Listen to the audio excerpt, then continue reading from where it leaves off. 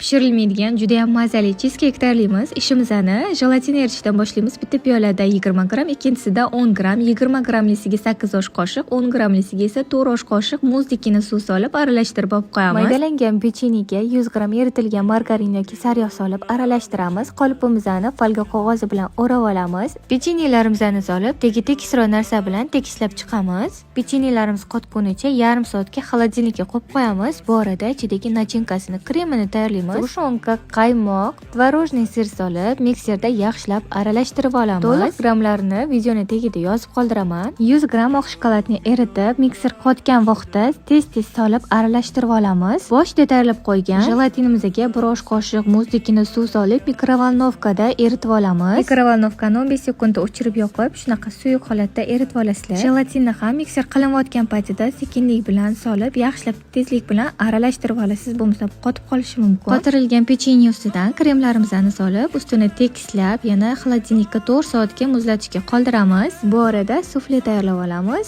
Olcha kompotidan foydalandim va ozgina qizil rang solib, jelatinni eritib, kompotimizga solib, yaxshilab aralashtirib olamiz. 4 soat davomida qotgan cheesecake'imizni ustiga xohishga ko'ra mevalar bilan bezatib, suflemizni qo'yib, jelatin qotgunicha 1 soat xolodilnikka qo'yib qo'yamiz. Mana qolipim ochiladi. Chetlarini avval pichoq bilan kesib olib, sekinlik bilan ochish maslahat beraman. Albatta tayyorlab ko'ring, yoqimli ishtaha.